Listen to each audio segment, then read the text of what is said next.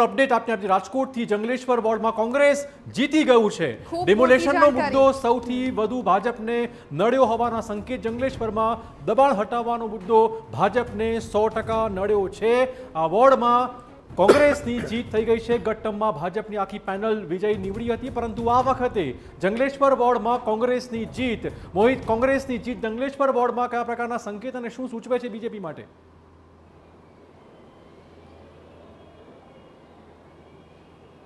સ્પષ્ટપણે ચિરાગ, એક તરફ જે 6 વોર્ડની મતગણતરી છે તે ચાલી રહી છે, તેમાંથી 5 વોર્ડમાં ભારતીય જનતા પાર્ટીના ઉમેદવારો છે તે જીત તરફ આગળ વધી રહ્યા છે, પરંતુ વોર્ડ નંબર 16 કે જે જંગલેશ્વર વિસ્તાર આવે છે ત્યાં કોંગ્રેસના ઉમેદવારો છે તેમની જીત છે તે નિશ્ચિત છે। હવે 2 રાઉન્ડ બાકી છે, પરંતુ 3 થી 4 હજાર મતની જે કોંગ્રેસની લીડ છે તે તૂટી શકે તેમ નથી, એટલા માટે જ કોંગ્રેસની જીત છે તે નિશ્ચિત ત્યાં મનાઈ રહી છે। સૌથી મહત્વની વાત કે જંગલેશ્વર વિસ્તાર કે જે રાજકોટ મહાનગરપાલિકાની ચૂંટણી માટે સૌથી પ્રચારનો મહત્વનો મુદ્દો છે તે રહ્યો હતો। જંગલેશ્વર વિસ્તારમાં જે ડિમોલેશન, મેગા ડિમોલેશન કરવામાં આવ્યું હતું, પ્રથમ તબક્કાનું ડિમોલેશન છે તે થયું હતું અને બીજા તબક્કાનું પણ ડિમોલેશન થશે તેવું જે રાજ્યના જે ડેપ્યુટી સીએમ હર્ષ સંઘવી છે તેમના દ્વારા પણ કહેવામાં આવ્યું હતું, પરંતુ આ વિસ્તારના લોકોએ ભાજપને નકારી દીધું છે અને આ વિસ્તારમાં કોંગ્રેસના 4 ઉમેદવારો છે તેમની જીત છે તે નિશ્ચિત છે તે માનવામાં આવ્યું છે। ગત ટર્મની વાત કરવામાં આવે તો ગત ટર્મમાં આ 4 બેઠકો છે તે ભાજપના ફાળે ગઈ હતી, પરંતુ આ વખતે ક્યાંક જંગલેશ્વર ડિમોલેશનનો રોષનો ભોગ છે તે ભાજપ બન્યું હોય તેવું સ્પષ્ટપણે લાગી રહ્યું છે। ચિરાગ, બીજું જે મોટું અપસેટ છે તે રાજકોટમાં એ સામે આવ્યું છે। વોર્ડ નંબર 4માં શરૂઆતના દિવસોથી જ આમ આદમી પાર્ટી છે તે પ્રબળ દાવેદાર છે તે માનવામાં આવતું હતું।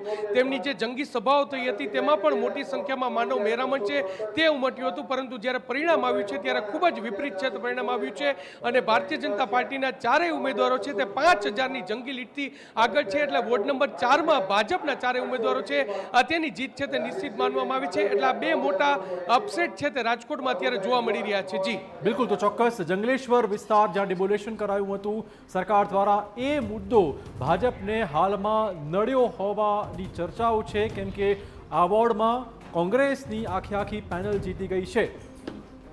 ઘનશ્યામભાઈ, જે રીતે આ ડેમોલેશનનો મુદ્દો ખાસો કોંગ્રેસે પણ ચગાવ્યો હતો, લોકો પણ ખાસા નારાજ હતા કે એમના આવાસ તૂટી રહ્યા છે, એ મુદ્દો ચોક્કસ જંગલેશ્વરમાં પડઘાયો છે। જો ભારતીય જનતા પાર્ટી ક્યારેય કોઈ મત માટેનું રાજકારણ નથી કરતી।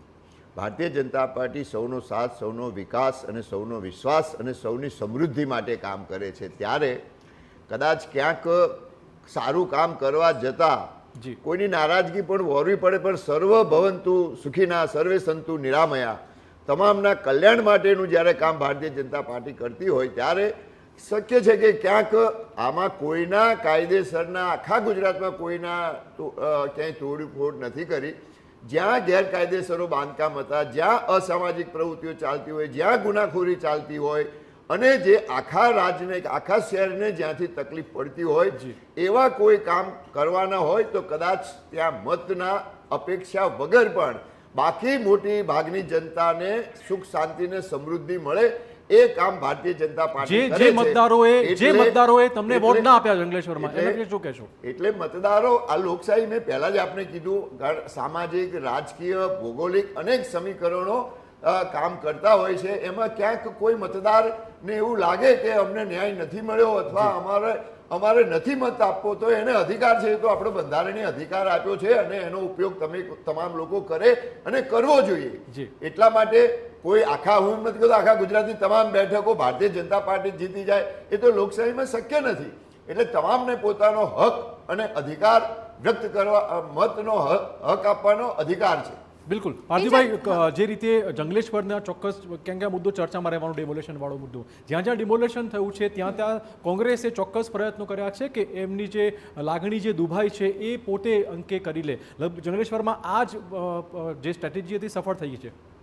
જંગલેશ્વરનો ખાસ મુદ્દો અગત્યનો એટલા માટે છે કે નિર્દોષ લોકોના ઘર તોડવાનું પાપ બુલડોઝરની સરકારે કર્યું। ઓઢવની વાત કરીએ તો ત્યાં પણ નિર્દોષ નાગરિકોના ઘર તોડ્યા। આપણે સુભાષ બ્રિજ પાસેના વિસ્તારની વાત કરીએ કેશવનગરમાં, તો એ કયા ગુનાહિત ગુનેગારો હતા કે તેમના ઘર તોડી નાખ્યા।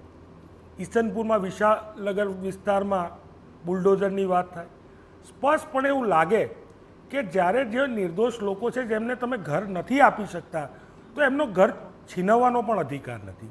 સુપ્રીમ કોર્ટની ગાઈડલાઈન હોય છતાં પણ કોઈ પણ કક્ષાએ એનો વિચાર ના થાય. સૌપ્રથમ તો નિયમ એવો છે કે તમે જેના ઝૂંપડા ઉપર, જેના ઘરો ઉપર બુલડોઝર ફેરવો છો એને જ્યાં સુધી બીજી રહેવાની વૈકલ્પિક વ્યવસ્થા ના અપાય ત્યાં સુધી ન તોડવા જોઈએ. પણ સત્તાના મદમાં, અહંકાર